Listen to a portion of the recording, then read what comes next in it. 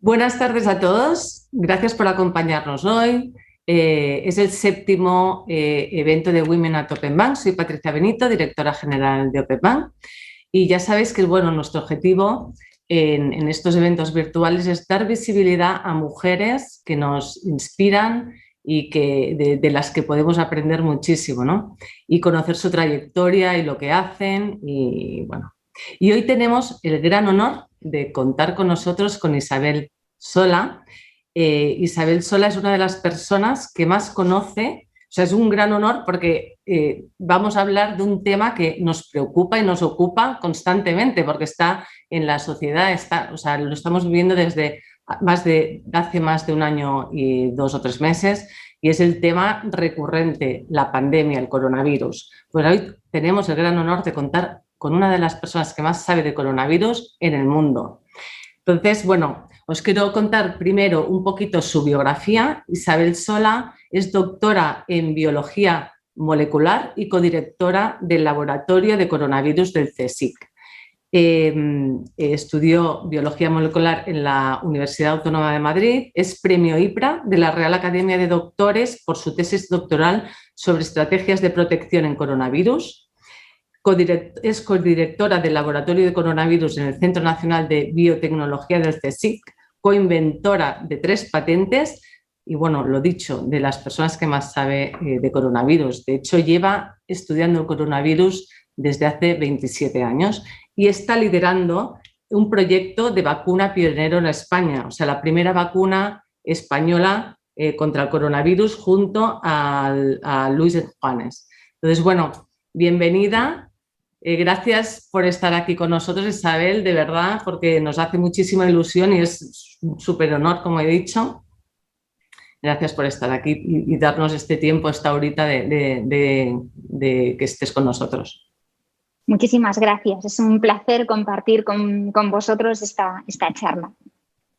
Lo que os quiero decir también es que podéis enviar vuestras preguntas, tenéis la parte de arriba de la plataforma donde podéis ir dejando vuestras preguntas y luego al final de la charla pues iremos respondiendo, ¿vale? Vamos a hacer 3 bloques. El primer bloque es sobre el liderazgo, sobre su trayectoria, sobre cómo es ser mujer investigadora. El segundo bloque vamos a hablar de las vacunas y el coronavirus, y el tercero sobre el futuro que nos espera, qué va a pasar, ¿no? en los próximos meses, también con la pandemia, etcétera. Entonces, vamos a la parte de mujer y liderazgo. Sí que quiero acaba de salir un informe el 8 de marzo de 2021 que se llama Científicas en Cifras. Es un informe del Ministerio de Ciencia e Innovación que analiza la presencia de mujeres en los distintos ámbitos de ciencia en España y luego con especial atención en la carrera de investigadora en organismos públicos de investigación y universidades. Y los resultados de este informe lo que denota es que identifica 3 grandes brechas de género. Uno, que cuesta mucho la atracción de talento, ¿vale? Sobre todo en los ámbitos de ingeniería y tecnología, en los trabajos que son los trabajos más demandados en investigación en el futuro. Ahora mismo suponen menos del 30% estos perfiles del personal investigador. Cuesta retener talento, no porque todavía hay muchos sesgos de género y dificultades en la conciliación. Y también que los escalones más altos pues son donde menos estáis representadas. Nosotros tenemos el gran orgullo de tener pues investigadores como Margarita del Val, que ya no está con nosotros, y Isabel Sola, pero todavía creo, Isabel, que queda camino por recorrer, ¿no? Para las mujeres en vuestro ámbito. Entonces, me gustaría empezar la charla conociendo cómo es el día a día de una investigadora. Bueno, pues yo soy investigadora y como la mayor parte de las mujeres que trabajamos tengo que conciliar mi trabajo con mi familia, y cuando llego al laboratorio es después de haber dejado en el instituto, en el colegio a mis hijos. Y en el laboratorio, digamos que cuando eres codirector o director, el esfuerzo se tiene que centrar en distintas actividades. Por una parte, la parte científica, que es la coordinación de la investigación, analizar los resultados, ver qué es lo siguiente que hay que hacer, todo lo que tiene que ver con los experimentos, digamos. Luego hay una parte de aprendizaje, de estar pendiente de leer, ver lo que se publica, lo que se sabe de nuevo, de tener los ojos abiertos a todo lo que está sucediendo alrededor y que ayuda a interpretar lo que nosotros vemos. Y hay una parte también, desgraciadamente, que nos lleva mucho tiempo, que es toda la parte administrativa, de gestión, de proyectos, de justificación, de reuniones, que es necesaria, que quizás sería fantástico que nos llevara menos tiempo de dedicación, pero tenemos que dividirnos un poco en distintos frentes para poder atenderlos como mejor podemos. Por supuesto, responder emails que te comunican con el exterior y con todas las necesidades que tiene un laboratorio que atender. ¿Y qué te llevó a elegir esta profesión? ¿Es vocacional? ¿No? O sea, ¿cuándo te diste cuenta y cuándo la elegiste? Bueno, a mí siempre me habían gustado las ciencias. Dudaba entre matemáticas, química, biología. Luego, conforme fui avanzando en el instituto y fui sabiendo más de biología, vi que era un campo que respondía a muchas de mis preguntas y mi curiosidad sobre cómo funcionaba el mundo que a nuestro alrededor, sobre todo las ciencias de la vida, por qué se producían los cambios que uno experimenta en la naturaleza, en su propia vida. Me interesaba también por qué se producían las enfermedades. Y ahí estuve dudando entre hacer medicina, biología, y me decidí a hacer biología porque pensé que era una forma también de responder al problema de las enfermedades, averiguar cómo sucedían y cómo se podían investigar terapias o formas de solucionarlas. O sea, que viene un poco de la curiosidad por qué suceden las cosas y, en particular, las enfermedades. Y llevas desde, 1998 investigando en el CSIC. ¿Cómo llegas a ser una pieza clave, ¿no?, en la investigación en España? Pues bueno, nuestro laboratorio lleva más de 35 años estudiando coronavirus y en ciencia suele suceder esto. Es cuando algo se traslada y se puede aplicar ya en la vida real, lo que está sucediendo ahora con las vacunas. Esto es la punta del iceberg y debajo hay una gran masa de tiempo, de trabajo, de personas que han estado investigando durante mucho tiempo y haciendo avances que no tenían una aplicación directa, pero que han sido después claves para llevar una aplicación y un beneficio a la sociedad. Es lo que ha sucedido con las vacunas de las que ahora nos beneficiamos. Entonces, el tiempo tan breve que ha transcurrido desde que apareció la enfermedad hasta que tenemos ya una vacuna ha sido gracias a todo lo que se sabía antes de coronavirus. Digamos que ya sabíamos cómo había que atacar al virus, cuáles eran los componentes clave que había que introducir en las vacunas.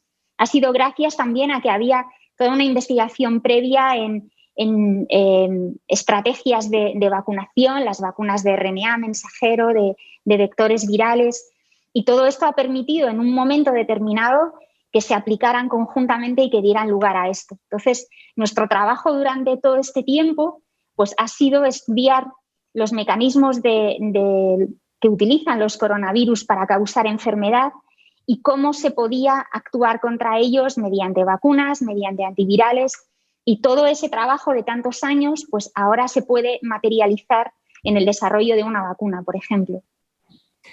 Isabel, ¿cómo ves la situación de la mujer en la ciencia y específicamente en el mundo de la investigación?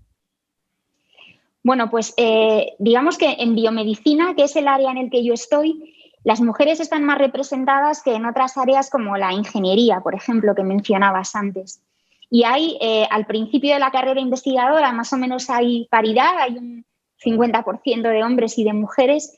Es cierto que todavía, a día de hoy, en los puestos de más responsabilidad sigue habiendo más hombres, pero yo espero que esto vaya cambiando. Conforme las mujeres, digamos, no tienen la limitación que en otros momentos han podido tener a la hora de conciliar su vida familiar y su vida en el trabajo, por el hecho de que se vea con naturalidad que sea el hombre o la mujer, que los dos estén contribuyendo en la misma medida a poder llevar adelante un proyecto de familia o un proyecto personal, y que esto no condicione la vida de la profesión o la carrera investigadora de ninguna mujer, sino que sea sencillamente una circunstancia y estemos jugando todos en igualdad de condiciones. Yo soy optimista, creo que las cosas se están moviendo y espero que esto nunca no siga representando una limitación para las mujeres. Y en concreto para ti, ¿ser mujer ha supuesto algún impedimento en el desarrollo de tu carrera profesional? Bueno, yo no lo he percibido. Desde el punto de vista del ámbito profesional en el que me he movido, no he percibido discriminación. Es verdad que yo estoy en la parte, digamos, de académica, de investigación. Otras mujeres en otros ámbitos, quizás en empresas privadas, donde las cosas puede que estén menos reguladas, pues han podido sufrir la discriminación. Estoy absolutamente convencida, pero quizás yo he sido afortunada y no lo he percibido. Sí que es verdad que esta parte de la conciliación, pues lo hemos tenido todos, mujeres, hombres, y supone un esfuerzo adicional el querer continuar con tu carrera investigadora y querer tener una familia, por ejemplo. Pero bueno, esto no es nuevo para nadie. Me supongo también con un buen equipo en casa, ¿no? Que tú, o sea, eso sí, es fundamental. Desde luego, es que si no hay apoyo familiar es imposible que uno pueda continuar adelante. Pues yo he tenido la suerte de mi marido, pues contribuye también a la familia, pues como contribuyo yo a las tareas de la casa. También pues he tenido la suerte de tener ayuda externa para que, bueno, pues para las tareas de la casa, alguien sin la que no hubiera sido posible que ninguno de los dos, ni mi marido ni yo, continuáramos con nuestra vida profesional, y con mucha comprensión por parte de mis hijos también, que han vivido con resignación el que llegara tarde muchas veces a recogerlos, que no, y determinadas limitaciones en algunos momentos, pero sí he tenido mucho apoyo. Y ahora pasamos al capítulo de las vacunas. Para hacerlo, para que todos estemos en la misma página y lo entendamos, ¿qué son las vacunas? ¿Qué son y desde cuándo se utilizan? Bueno, la vacuna es una forma que tenemos de preparar a nuestro sistema inmune para que se enfrente a un virus, a un patógeno, y para evitar que cause la enfermedad. Es decir, se trata de presentarle a nuestro sistema inmune determinados componentes de ese virus o de esa bacteria, de forma que él aprenda a identificarlo y tenga ya preparado el armamento para que en el momento de enfrentarnos a ese virus o a esa bacteria en el mundo, en la vida real, podamos responder contra él y le impidamos que cause la enfermedad que causaría si no estuviéramos vacunados. Y se vienen utilizando las vacunas desde finales del siglo XVIII. Jenner fue la primera persona que, digamos, que demostró el principio de la vacunación, y en aquellos primeros momentos, cuando no existía la biotecnología ni todas estas herramientas que tenemos ahora, las vacunas consistían en coger el microorganismo que causaba la enfermedad y utilizar una versión, digamos, atenuada, es decir, una versión debilitada o inactivada, y es la que se presentaba, la que se administraba a la persona como vacuna. El sistema inmune reconocía esas partes del microorganismo y se preparaba para afrontarlo en el caso de que se presentara la infección. Y llevas más de 27 años estudiando el coronavirus, ¿vale? Que también me gustaría que nos contaras qué es el coronavirus y en qué se distingue versus un virus como la gripe, ¿vale? Y me gustaría que nos contaras qué has descubierto, qué habéis descubierto durante todos estos años de este virus, de este coronavirus. Bueno, en realidad los coronavirus son una familia de virus que incluye pues, varios cientos de virus. Durante muchos años, sobre todo los coronavirus, el valor, la importancia que tenían es porque causaban infecciones muy importantes en animales en animales domésticos, en animales silvestres también, animales de compañía, es decir, cerdos, vacas, perros, gatos. Hay coronavirus que infectan en general animales vertebrados. Y había unos coronavirus que se conocían desde los años 60 que causan resfriados en las personas, pero no eran un motivo de preocupación muy grande. A comienzos de este siglo XXI, en el 2002, apareció un primer coronavirus que infectaba a humanos y que podía causar la muerte. Causaba neumonías muy severas que podían ser mortales. Y esto cambió la idea que se tenía de los coronavirus como estos virus que causan enfermedades en animales. Sin embargo, son virus de la misma familia y son muy parecidos entre sí. Simplemente cambian la llave con la que pueden abrir la puerta de una célula. Cuando esa llave les permite abrir células humanas, infectan a humanos y pueden causar los daños que causan. Entonces, realmente cada familia de virus, los coronavirus son una familia, el virus de la gripe, por ejemplo, pertenece a otra familia, se diferencian bastante entre sí en cuanto al genoma, a las instrucciones que tiene, a las células que infecta, al daño que pueden llegar a producir, son bastante diferentes. Y nosotros en todo este tiempo, pues hemos estudiado cómo funcionaban los coronavirus, qué mecanismos utilizaban para multiplicarse, para causar enfermedad y para hacer daño en las personas o en los organismos a los que infectaban.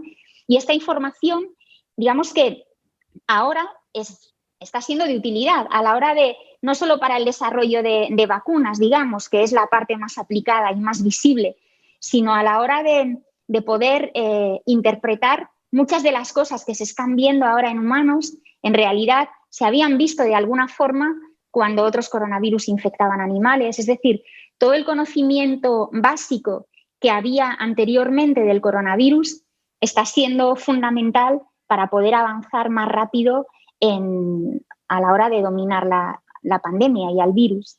¿Y cómo os dais cuenta que este coronavirus es diferente de los otros cientos? O sea, que este es mortal, ¿o cómo?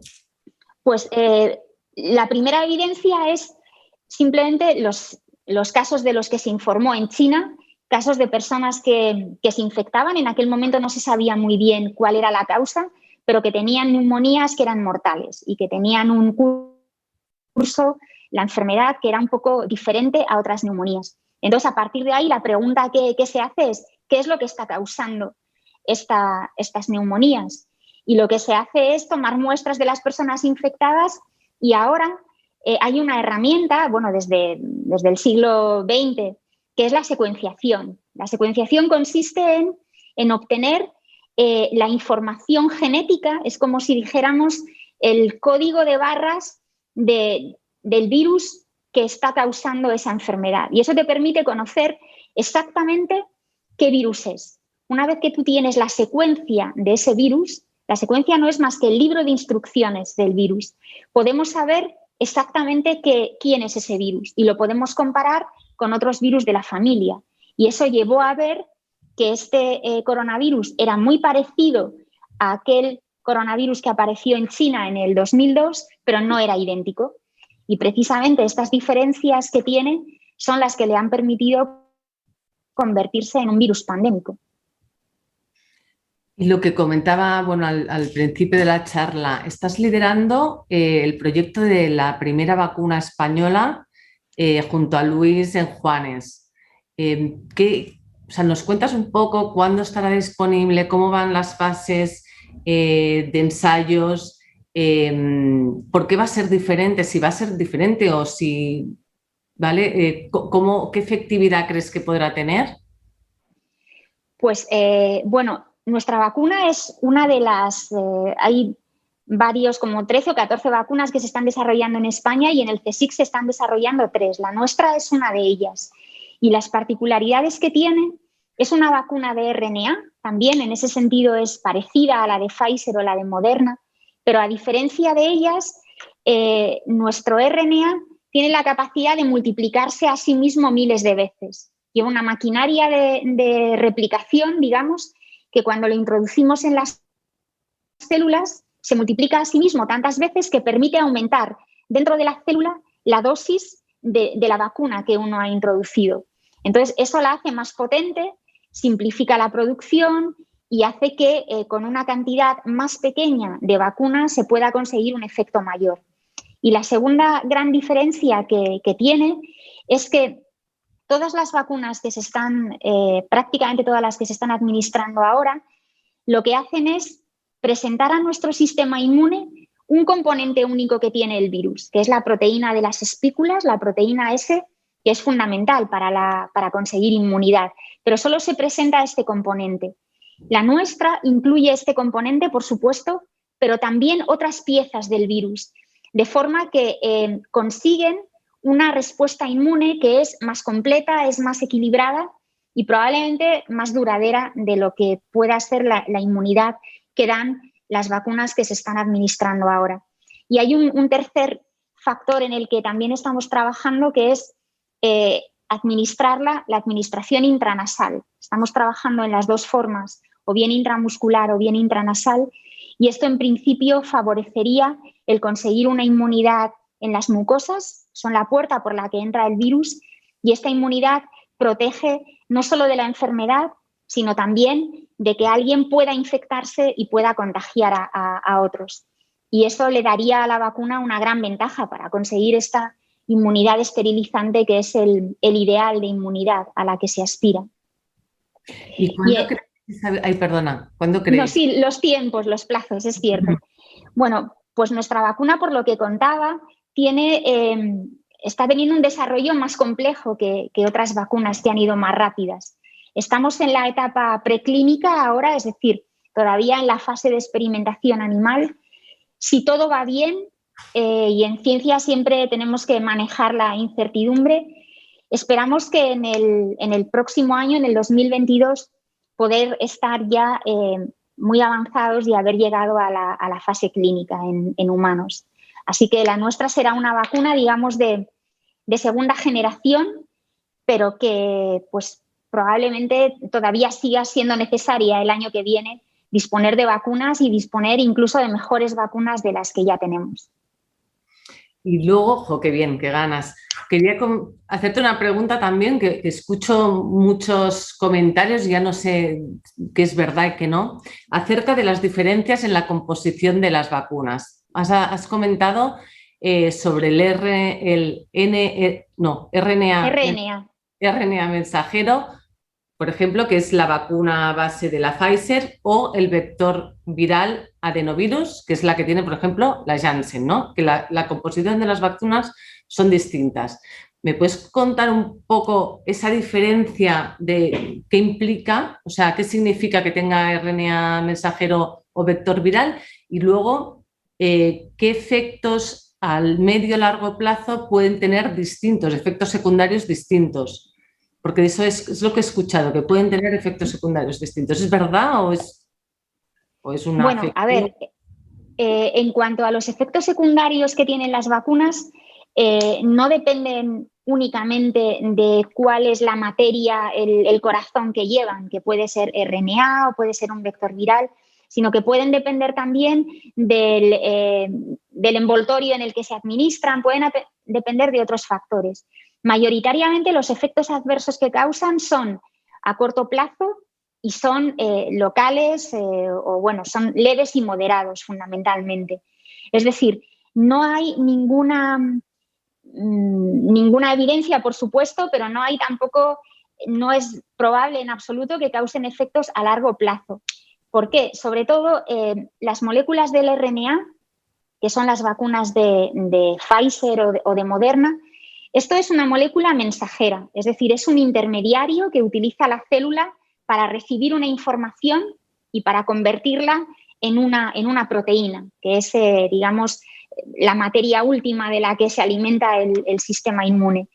Entonces, esta es una molécula mensajera que tiene una vida media muy corta, que va a entrar en la célula, va a producir durante unas horas, quizás unos días, va a dar lugar a la proteína y luego va a desaparecer. Es decir, no se espera en absoluto que pueda integrarse en el genoma ni causar efectos adversos a largo plazo.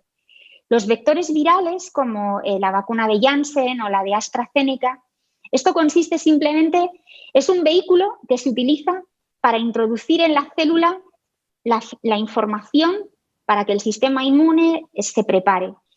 Entonces, el vehículo que se utiliza es un virus, un adenovirus que causa resfriados y que en este caso está incluso más atenuado para no hacer prácticamente nada, excepto ser un vehículo, imaginemos un vehículo cualquiera que lleva dentro un pasajero y que cuando entra en la célula libera a ese pasajero para que el sistema inmune produzca la proteína que tiene que reconocer.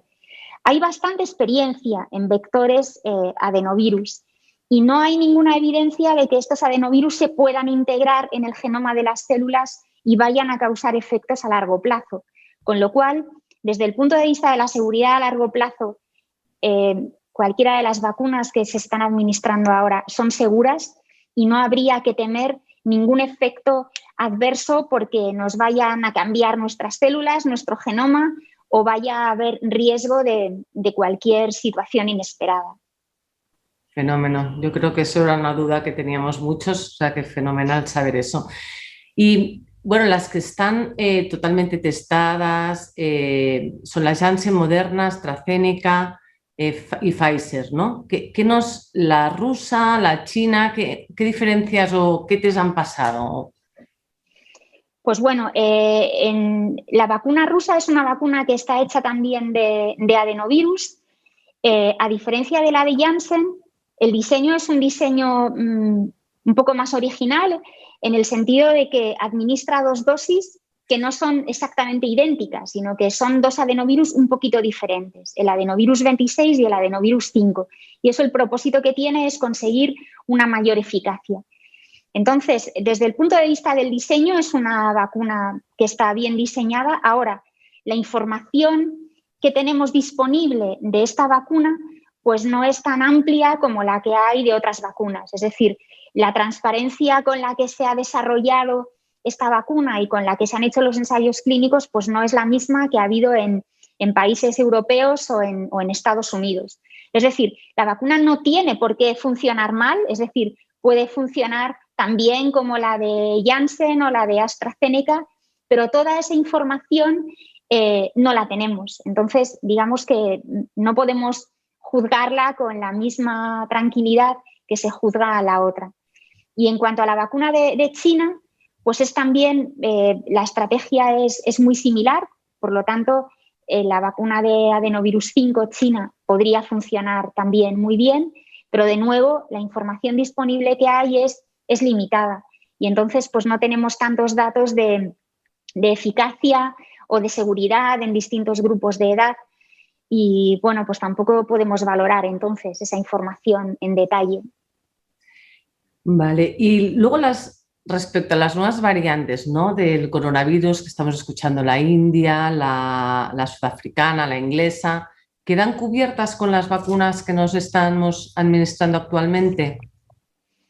Bueno, pues la información que tenemos, para responder a esa pregunta, la información más fiable que tenemos son estudios que se van haciendo en aquellos lugares en los que estas variantes van predominando, se va mirando poco a poco a ver cómo de efectivas son las vacunas que ya se están administrando. Y lo que se ve es que, en general, cualquiera de ellas mantiene la misma efectividad frente a la variante británica, por ejemplo. Esta no es la variante que más preocupa, pero sí que algunas vacunas, como la de AstraZeneca, muestran una pérdida bastante importante de efectividad frente a la variante que apareció en Sudáfrica, por ejemplo.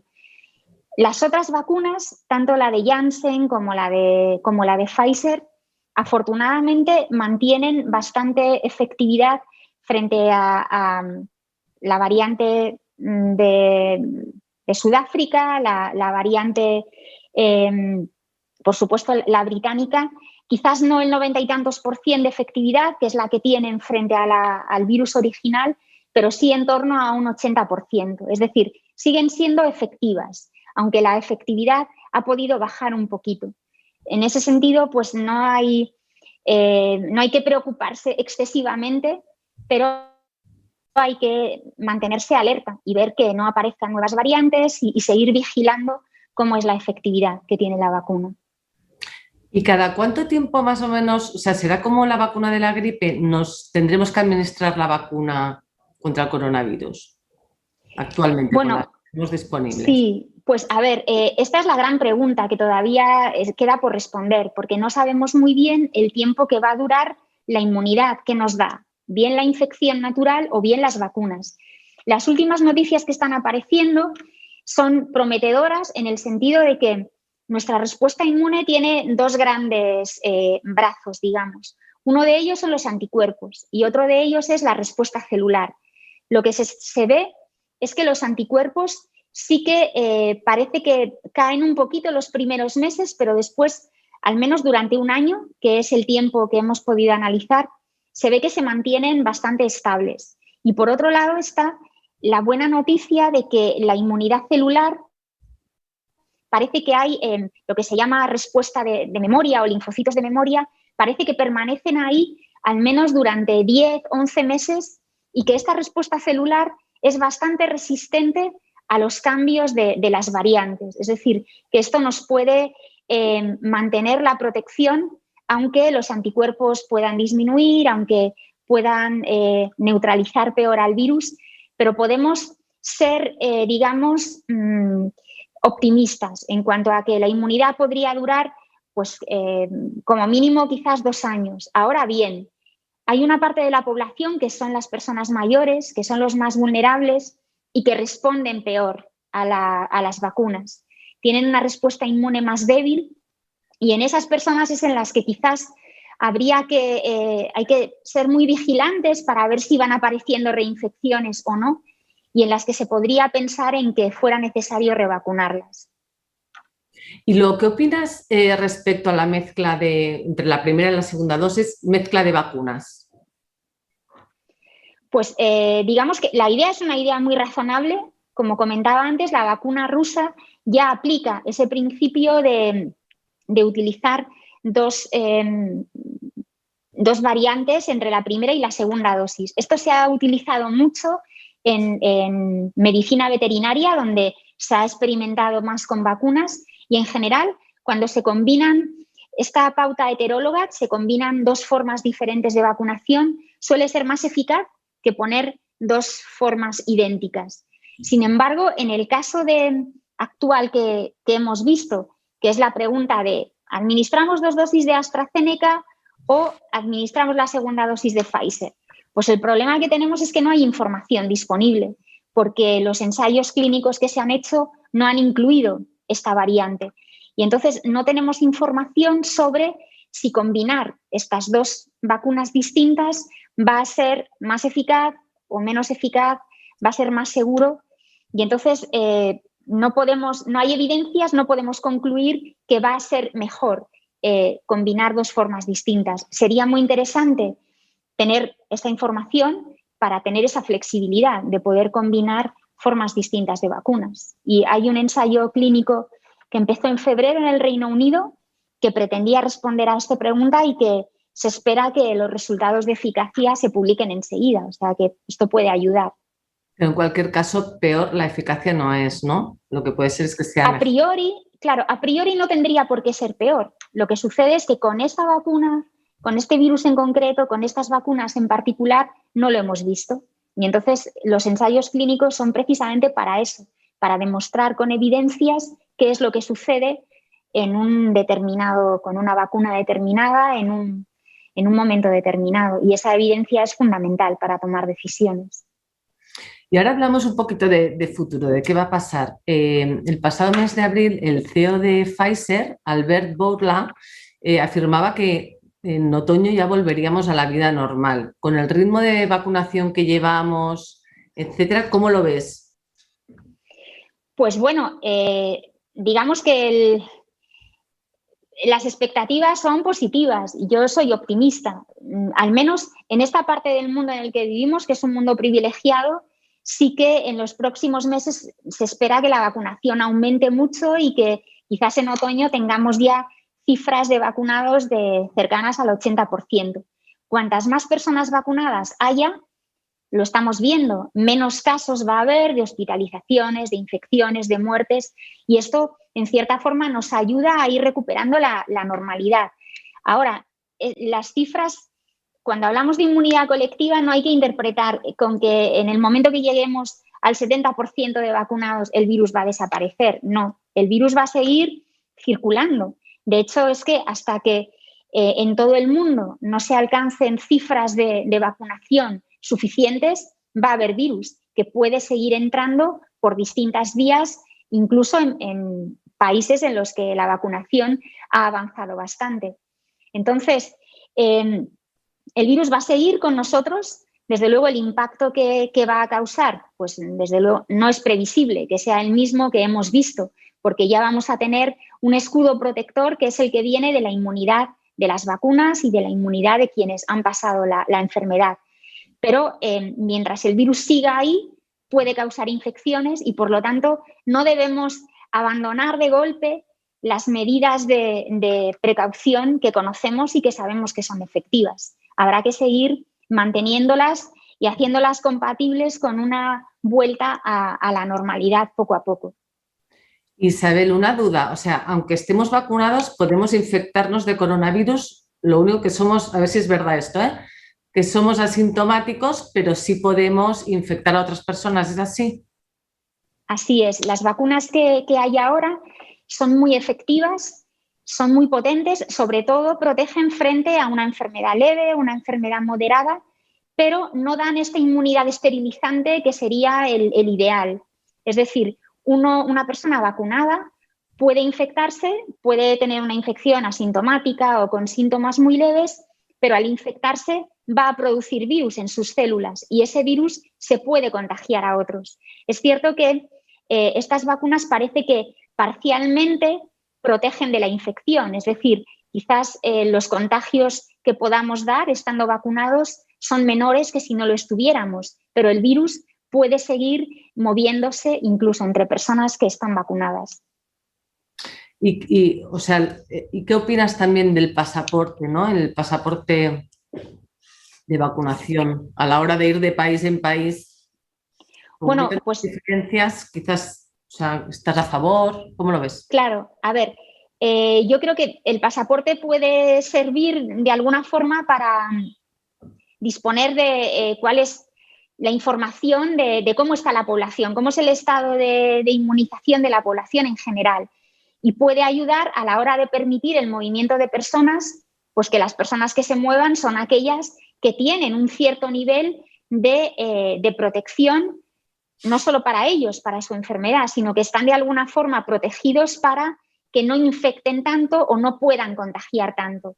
Ahora, tiene la limitación clara que decíamos de que una persona vacunada no está completamente libre de poder contagiar a otros. Es decir, puede ser una información con un valor relativo, pero no da una garantía absoluta de que esa persona vacunada, cuando vaya a viajar, no va a poder contagiar a otros.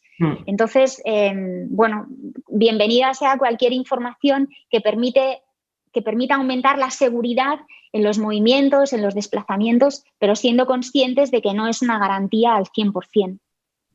Y sobre la mascarilla, nos hablaba Fernando Simón, ¿no?, de que en breve podremos ya ir al aire libre sin mascarilla. Yo ayer mismo estaba en Alemania y allí la gente ya va sin mascarilla por la calle desde hace un par de semanas. ¿Qué va a pasar aquí? ¿O para verano, de estas próximas semanas, qué va a pasar con la mascarilla? Pues yo creo que sí, en determinadas circunstancias, pues la mascarilla podremos ir librándonos de ella de alguna forma. Es decir, todas las medidas de protección que hemos venido utilizando hasta ahora, ninguna de ellas tiene una eficacia del 100%, sino que la eficacia que tienen es el resultado de la suma del efecto de cada una de ellas. Es decir, nos protegemos al llevar mascarilla, al mantener la distancia, al estar en espacios al aire libre, ventilar. Todo esto, cuando se suma, tiene una gran efectividad. Entonces, en el momento en el que haya más personas vacunadas, en que la circulación del virus, la incidencia, vaya bajando, si estamos en espacios abiertos, pues digamos que ahí la seguridad es mayor, podremos pues, ir prescindiendo de la mascarilla porque el nivel de riesgo disminuye. Pero habrá que tener cuidado de no desprendernos al 100% de todas las medidas de precaución, es decir, de no quitarnos de golpe de la mascarilla, de no tener ya en cuenta las distancias, que ese es el riesgo que a veces se corre. Pero cuando estemos en el exterior, cuando tengamos cierto cuidado de guardar distancias, pues la mascarilla puede ser algo de lo que nos podamos ir desprendiendo poco a poco, pero con paciencia y con precaución también. Bueno, lo estás comentando ahora, pero ¿qué precauciones, ¿no? En la desescalada, qué precauciones debemos tomar? Bueno, pues la idea fundamental yo creo que es esta, la de no eliminar de golpe todas las medidas que sabemos que están actuando y que actúan conjuntamente. Entonces, pues si vamos quitando la mascarilla cuando estamos en el exterior, pues no olvidarnos de que quizás conviene mantener un poco más la distancia, sobre todo cuando estamos hablando, cuando estamos comiendo, cuando gritamos, que es en el momento en el que el virus puede salir y puede contagiar a otros, por ejemplo. Todo esto que ya hemos podido interiorizar a lo largo de estos meses, pues que lo tengamos presente, que cuando entremos en un sitio que está cerrado y en el que hay mucha gente y no sabemos cuál es el estado de vacunación o de inmunidad de esas personas, pues a lo mejor es una medida de seguridad que no cuesta tanto llevar la mascarilla puesta y sabemos que con eso de alguna forma nos estamos protegiendo. O seguir ventilando, cuando es posible ventilar los espacios cerrados en los que hay bastante gente, pues también es algo que sabemos que puede ayudar hasta que la inmunidad que tenga la población general aumente mucho más de lo que está ahora todavía. Sobre todo ahora en verano, ¿no? Que bueno, que también a nivel internacional pues hay muchos más, pues gente... Más movimiento. Más movimiento y tal, pues tenemos que mantener pues esa distancia, esas mascarillas, etcétera. Sí. Y bueno, y aprendizajes de todo esto, ¿cómo las empresas podemos ayudar a que haya más concienciación? Porque también hay mucha gente, tengo a mí, al otro día hablando con amigas, pues que decían, es que yo no me quiero vacunar porque esto es un negocio, o sea, ¿cómo podemos concienciar de la necesidad de la vacunación? Pues bueno, yo creo que hay dos niveles. Uno de ellos es el de la información, el informar a las personas de cuáles son los beneficios de las vacunas, el demostrar la utilidad que tienen, primero para que la persona vacunada se proteja a sí mismo y se proteja de poder tener una enfermedad severa o incluso de poder morir por causa de la enfermedad. Y que no solamente se protegen ellos, sino que también en la medida en la que uno esté vacunado y contiene la transmisión del virus, aunque sea parcialmente, se está contribuyendo a conseguir el efecto al que se aspira, que es una inmunidad de conjunto en la que el virus se encuentra que la mayor parte de las puertas están cerradas y, por lo tanto, digamos que no puede propagarse como se propaga cuando no hay inmunidad. Y, de hecho, de las vacunas tenemos datos que son los de los ensayos clínicos, pero los datos más evidentes que tenemos son ver cómo en los países en los que la vacunación está avanzando, y lo estamos viendo en España, están disminuyendo las hospitalizaciones, las muertes, está disminuyendo la incidencia de la enfermedad. Esa es la mayor evidencia que uno puede tener para ver que las vacunas son efectivas y que esos efectos nos benefician a todos. Son los que nos van a permitir ir recuperando la normalidad. Entonces, la información yo creo que es fundamental transmitirla, transmitir confianza de que las vacunas son efectivas, que los efectos son seguras, los efectos adversos que causan son o leves, moderados, o algunos que pueden ser más severos son muy poco frecuentes, es decir, no supone un riesgo el recibir la vacuna. Y también creo que hay que dar ejemplo. Mucha gente se puede convencer por la información, pero también se convence cuando ve que alguien en quien confía pues se ha vacunado y que esa persona que tiene criterio pues ha ido y se ha puesto la vacuna y está contribuyendo a esto. Así que cualquier empresa o cualquier institución puede contribuir en los dos aspectos. Pues ya sabéis, todos a vacunarnos. Y respecto a la pandemia, ¿crees que con esta pandemia nos ha enseñado que debemos invertir, deben incrementarse los recursos públicos destinados a la ciencia y la investigación? Bueno, espero que sí. Quiero ser optimista también y que este aprendizaje no sea algo que se olvide luego enseguida. Aquí nos hemos enfrentado, como todo el mundo, digamos todos los países, nos hemos enfrentado a un virus nuevo que causa una enfermedad nueva para la que no teníamos nada en un principio. Estábamos completamente indefensos y de ahí la incidencia que tuvo sobre todo al principio.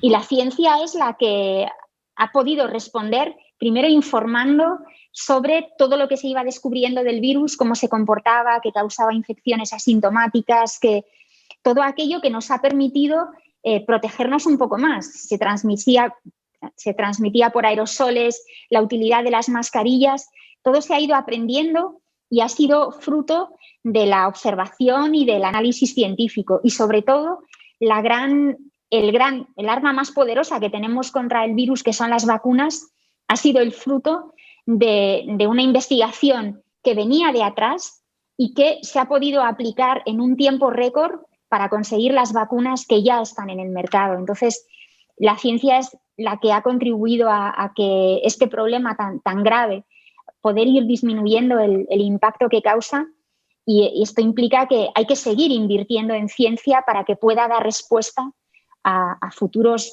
problemas como este. Totalmente de acuerdo. Y ahora, como última pregunta, antes de dar paso a las preguntas que hacen los espectadores que nos están enviando, ¿qué le dirías a las chicas jóvenes que están eligiendo ahora mismo, ¿no?, una carrera que quieren hacer en los próximos años, que quieren estudiar, para que apuesten por la ciencia y la investigación? Bueno, pues yo les diría que la investigación y la ciencia, desde luego, es algo que cualquier sociedad tiene que potenciar, que necesitamos para continuar avanzando y para continuar mejorando como sociedad y mejorando las perspectivas de futuro. Es una carrera apasionante que permite descubrir cosas que antes no se sabían, que permite responder a preguntas, a la curiosidad que todo el mundo puede tener sobre por qué suceden las cosas, cómo suceden. Ahora bien, necesita también mucho esfuerzo. La investigación es algo en lo que requiere, uno se hace preguntas, tiene que responderlas con experimentos, no siempre se tienen resultados brillantes, sino que es un ejercicio de paciencia continuado, pero desde luego es un mundo apasionante y en el que tiene las puertas abiertas al talento femenino, por supuesto, masculino, y creo que hay espacio para que vaya entrando gente joven que vaya trayendo sus inquietudes, su conocimiento, y que es necesario que estemos ahí, a pesar del esfuerzo que supone investigar, pero digamos que el entusiasmo y la satisfacción que da llegar a descubrimientos o llegar a disponer de algo que es útil para la sociedad, pues eso no tiene precio, como se dice por ahí. Vale, pues muy bien, pues ya sabéis todas las chicas y que estáis ahí eligiendo lo apasionante que es y bueno, y también ¿no?, lo que contribuye para la sociedad, la importancia que estamos viviendo de toda esta investigación, cómo nos repercute a todos en nuestras vidas positivamente, con lo cual yo creo que si volviera a tener que elegir, me iba para investigadora. Y ahora, preguntas de los espectadores. Nos escribe Petronella, nos dice, me gustaría saber ella ha pasado el COVID, ¿cuánto tiempo se quedan los anticuerpos en el organismo? Bueno, pues depende. Lo que se ha visto es que cuanto más severa es la enfermedad que una persona ha tenido, tiene un nivel de anticuerpos más alto y ese nivel de anticuerpos, por lo tanto, tarda más tiempo en caer. Se ha visto que, de momento, los anticuerpos se mantienen a un nivel todavía detectable después de un año. Ahora bien, no hay que preocuparse únicamente por los anticuerpos. Como decía antes, el otro gran brazo del sistema inmune es la respuesta celular, que se mide menos porque es más complicada de medir. Pero ahí hay células de memoria, hay células que que van a permanecer durante más tiempo y que van a contribuir a la protección. Entonces, es de esperar que al menos durante 1 o 2 años y posiblemente más tiempo haya una protección. Puede que no sea completa del 100%, pero es muy probable que el efecto que tenga es que si hay una reinfección, la enfermedad que se pueda tener sea más leve que la inicial. Muy bien. María Ángeles nos dice, ¿sabe cómo puede llegar a afectar el COVID a un recién nacido? ¿Hay estudios en marcha sobre alguna vacuna para ellos? Bueno, pues los recién nacidos son una población más complicada de estudiar. O sea, en general lo que se ve con el coronavirus es que afecta más gravemente cuanto más mayor es la persona. Los niños claro, a partir de 1 año lo que se ha visto es que se pueden infectar, que el virus crece bien en los niños, sin embargo, tienen formas de la enfermedad que en general son muy leves o son casi asintomáticas. Ahora, los niños recién nacidos, digamos que tienen un sistema inmune que todavía es inmaduro y, por lo tanto, es más complicado predecir lo que puede suceder con ellos, porque todavía no están en una situación, no tienen un sistema inmune completamente competente. Entonces, no hay tampoco estudios, seguro que hay estudios observacionales con el tiempo, cuando el número de niños que han nacido durante la pandemia vaya aumentando, se podrán tener conclusiones. Pero es importante tener cuidado con ellos, en el sentido de que recién nacidos su sistema inmune todavía es inmaduro y pueden no encontrarse en la mejor situación para protegerse. Y Jesús nos pregunta, ¿por qué parece que hay algunas características en las personas, ¿no?, por las cuales unas se contagian con síntomas, otros son asintomáticos y otros están expuestos al virus y no se contagian? ¿Se sabe algo al respecto? Pues bueno, aquí esta es una de las preguntas, digamos, más interesantes y que todavía no tienen respuesta. Puede haber múltiples factores que están contribuyendo a eso. Uno de ellos, que está muy claro, es la edad. Parece que hay otro factor de riesgo, que es el sexo, el ser hombre o mujer, en el sentido de que en general los hombres se afectan más, tienen formas, digamos, de la enfermedad sintomáticas o más severas, y esto tiene que ver con cómo funciona el sistema inmune.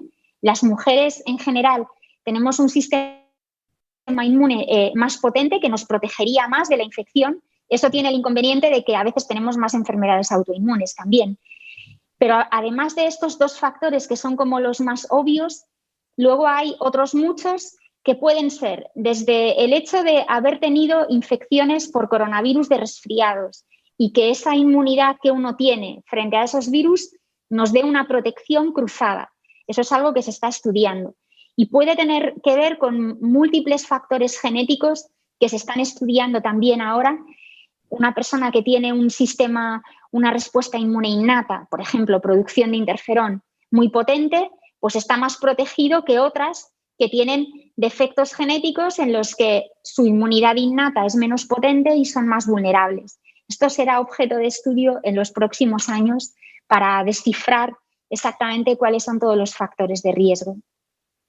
Fenómeno. Raúl nos pregunta, entre la desinformación que tenemos en ocasiones y los avances tan rápidos, ¿a qué fuentes acuden los científicos para conocer los últimos descubrimientos? ¿Y cómo saben si son fiables o no para poder avanzar en sus descubrimientos? Bueno, pues los científicos recurrimos a la información de lo que se publica en revistas científicas. Ha habido un fenómeno que ha sido paralelo, digamos, a la pandemia, en la que todo ha ido tan rápido, en la que tantos grupos de investigación en todo el mundo se han puesto a investigar, y es que la forma, digamos, más habitual de publicar una investigación en una revista científica es lo que se llama revisión por pares. Es decir, un investigador envía su trabajo a una revista científica y esta revista envía el trabajo a varios investigadores expertos en el campo para que lo valoren y para que decidan si el trabajo está hecho correctamente, si las conclusiones son adecuadas. De forma que cualquier trabajo que se publica hay unas garantías de que esas conclusiones son correctas y son ciertas. Lo que ha sucedido ahora es que por la rapidez con la que se estaba generando la investigación, ha habido un paso intermedio, unos sistemas, unos repositorios en los que antes de que la publicación se acepte en una revista, digamos, de prestigio, ahí estaban disponibles trabajos de investigación que muchos de ellos acaban publicándose después, pero otros no se publican, sino que alguien los coloca ahí, digamos, disponibles para el público general, pero no necesariamente tienen que ser buenos trabajos o trabajos creíbles. Y a veces esto ha llevado a generar mucho ruido porque se ha dado credibilidad a trabajos que no han pasado por los controles rigurosos por los que normalmente pasan las publicaciones. Entonces, de ahí la necesidad, sobre todo, de acudir a fuentes creíbles como cualquier revista de investigación de las que están acreditadas, digamos, y el resto de la información pues hay que mirarlo con espíritu crítico, porque no siempre lo que está por ahí disponible está bien hecho o las conclusiones son adecuadas. Fenomenal. Isabel nos dice, ¿conoces la vacuna francesa Valneva? ¿Qué opinión tienes sobre ella? Pues la verdad es que con este nombre no la conozco, no sé muy bien de cuál es la naturaleza, cómo está hecho. Supongo que, a ver, viniendo de algún laboratorio, de alguna farmacéutica francesa, pues posiblemente sea una vacuna que estará hecha con una estrategia razonable y de momento no hay nada publicado en cuanto a los ensayos clínicos de esta vacuna. Entonces, habrá que estar a la espera de cómo funciona y de cuáles son los resultados que obtiene. Y Rafa nos dice, ¿por qué el virus COVID-19 se ha convertido en pandemia y otros muchos que han circulado durante los últimos 100 años no? Bueno, pues muy buena pregunta. Las principales razones por las que este virus, a diferencia de otros coronavirus muy parecidos a él, se ha hecho pandémico, fundamentalmente es porque tiene una capacidad de transmitirse que es extraordinaria. Es decir, el virus tiene un componente que es la proteína de las espículas, que es la llave con la que abre nuestras células. Y esa proteína de las espículas ha adquirido unas variaciones, digamos, unas propiedades que le permiten transmitirse con una gran eficacia, le permiten infectar no solamente las vías respiratorias altas y los pulmones, sino infectar otra serie de órganos.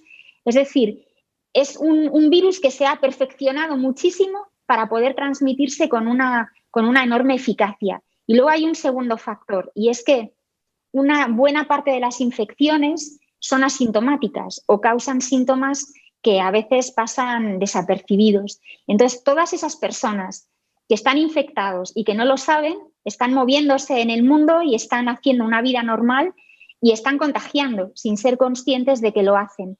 Entonces, estas dos capacidades, la de transmitirse también y el hecho de que den muchas infecciones que dan pocos síntomas, le permiten pasar desapercibido y transmitirse pues, tan eficientemente como lo ha hecho. Muy bien. Pues Isabel, yo la última pregunta ya y que estamos llegando al cierre del evento. Carolina nos pregunta, ¿la vacuna ayudará a la mutación del virus? Bueno, pues a ver, también es muy buena pregunta porque la vacuna lo que hace es inducir una respuesta inmune. Esa respuesta inmune es algo que va a atacar al virus y el virus cuando se siente atacado se ve forzado a cambiar para escapar de ese ataque. Entonces, existe, digamos, la posibilidad de que cuando la respuesta inmune no es lo suficientemente potente como para neutralizar bien al virus, se le da una posibilidad de que pueda cambiar y generar cambios que le hagan más resistentes. Entonces, de ahí la importancia de que a la hora de diseñar cómo se administran las vacunas, por ejemplo, se tenga en cuenta que no conviene dejar a personas con una sola dosis durante demasiado tiempo, porque una sola dosis no da un nivel de inmunidad lo suficientemente potente como para neutralizar muy bien al virus y puede ser una circunstancia que le permita al virus cambiar. Entonces, es muy importante que la forma de administrar las vacunas sea lo más eficiente posible para evitar que el virus cambie y hacer una vigilancia de cómo es el virus que está circulando para descartar que se estén generando variantes que puedan causar problemas nuevos. Muy bien, pues nada, yo creo ya nos toca despedirnos, que hemos llegado al tiempo ya marcado. Isabel, gracias por dejarnos aprender tanto de ti, ¿no? Tanto en tu trayectoria como científica como sobre la vacuna, el coronavirus. Yo creo que, vamos, muchas dudas que tenemos todos nos han quedado resueltas y yo me he quedado muy tranquila también. Y luego me ha quedado clarísimo que es importante que todos nos vacunemos, por favor. Y nada más, agradecerte que hayas estado aquí con nosotros. La verdad, un honor impresionante. Y bueno, que veamos ya la vacuna española, la que estáis desarrollando con el CSIC muy pronto, que además es de las mejores y con las características que tiene, pues muy potente. Y gracias, decirte gracias. Pues nada, muchísimas gracias y ha sido un placer pasar este ratito con vosotros. Muy bien.